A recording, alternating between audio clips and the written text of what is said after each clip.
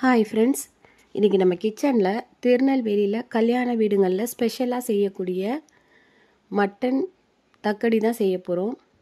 அதுக்கு ஒரு குக்கரில் 6 டேபிள் ஸ்பூன் அளவுக்கு ஆயில் சேர்த்துக்கிறேன். 2 பெரிய வெங்காயத்தை குட்டி குட்டியாக கட் பண்ணி சேர்த்துக்கலாம். இந்த தக்கடிக்கு எல்லா மசாலாவும் கொஞ்சம் அதிகமாக தான் சேர்க்கணும். வெங்காயம் இந்த அளவுக்கு கோல்டன் கலர் வந்ததுக்கப்புறம் 2 டேபிள் ஸ்பூன் அளவுக்கு இஞ்சி பூண்டு பேஸ்ட்டு சேர்த்து வதக்கிக்கலாம். இஞ்சி பூண்டோட பச்சை ஸ்மெல் போனதுக்கப்புறம் அடுப்பை சிம்மில் வச்சுட்டு 3 டேபிள் ஸ்பூன் அளவுக்கு மல்லித்தூள், 3 டேபிள் ஸ்பூன் அளவுக்கு மிளகாய்த்தூள் சேர்த்து வதக்கிக்கலாம். 3 பெரிய தக்காளியை கட் பண்ணி சேர்த்துக்கிறேன்.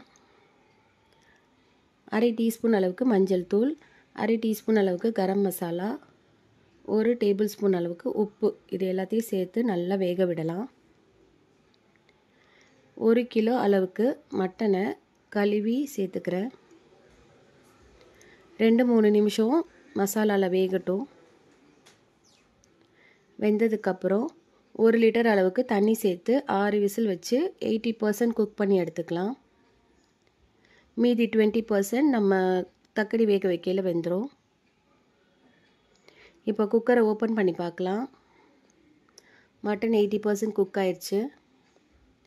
வெந்த மட்டனை ஒரு அகலமான பாத்திரத்தில் மாற்றிக்கலாம். சைடில் 1 லிட்டர் அளவுக்கு தண்ணியை கொதிக்க வச்சு சேர்த்துக்கிறேன். இந்த கிரேவியில் 1/2 மூடி அளவுக்கு தேங்காயும் நைஸாக அரைச்சி சேர்த்துக்கலாம். இந்த கிரேவி இந்த அளவுக்கு வாட்டரியாக தான் இருக்கும். இங்கே 1/2 கிலோ அளவுக்கு தக்கடி மாவு இல்லாட்டி பரு மாவுன்னு சொல்லுவாங்க, இதுலேயே தேங்காய் போட்டு வறுத்து வச்சுருப்பாங்க. இது சேர்த்தா நல்லாயிருக்கும். இந்த மாவுக்கு தேவையான உப்பு சேர்த்துக்கிறேன். 2 வெங்காயத்தை குட்டி குட்டியாக கட் பண்ணி சேர்த்துக்கலாம். 2 பச்சை மிளகாய், கொஞ்சமாக மல்லி இலை, கருவேப்பிலை இதெல்லாத்தையும் சேர்த்து நல்லா மிக்ஸ் பண்ணிக்கலாம். கொதிச்சிட்ருக்கிற மட்டன் கிரேவியில் இருக்கிற தண்ணியை மட்டும் எடுத்து கொஞ்சம் கொஞ்சமாக சேர்த்து மாவை கிண்டிக்கலாம். ஃபுல்லாக இடியாப்ப மாவு அளவுக்கு மிக்ஸ் பண்ணாமல் புட்டு மாவு அளவுக்கு பிடிக்க வரணும், அந்த அளவுக்கு மிக்ஸ் பண்ணி எடுத்துக்கலாம்.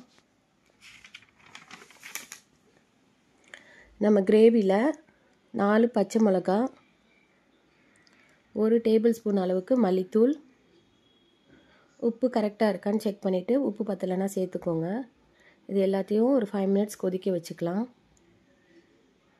ஃபைனலாக கொஞ்சமாக மல்லி இலையும் சேர்த்துக்கலாம்.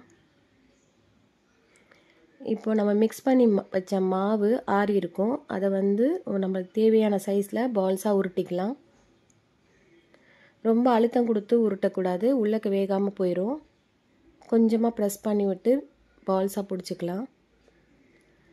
இப்போ கொதிச்சிட்ருக்கிற கிரேவியில் நான் ஒரு 8 பால்ஸ் அளவுக்கு ஃபஸ்ட்டு சேர்த்துக்கிறேன். சேர்த்து கொதி வந்ததுக்கப்புறம் மீதி இருக்கிற பால்ஸையும் மெதுவாக சேர்த்துக்கலாம். ஹை ஃப்ளேமில் வச்சு நல்லா கொதி வந்ததுக்கப்புறம் சிம்மில் வச்சுக்கலாம். சிம்லேயே 20 மினிட்ஸ் வச்சா வெந்துடும். கரண்டி போட்டு மிக்ஸ் பண்ணாமல் லைட்டாக வெசலை இந்த மாதிரி ஷேக் பண்ணி விட்டுக்கலாம். இடையில இன்னொரு தடவை இந்த மாதிரி மிக்ஸ் பண்ணிக்கலாம். நம்மளோட டேஸ்டியான மட்டன் தக்கடி ரெடி ஆயிடுச்சு. சாப்பிட்டு என்ஜாய் பண்ணலாம். இந்த வீடியோ உங்களுக்கு பிடிச்சிருந்தா லைக் பண்ணுங்க, ஷேர் பண்ணுங்க, மறக்காம சப்ஸ்கிரைப் பண்ணுங்க.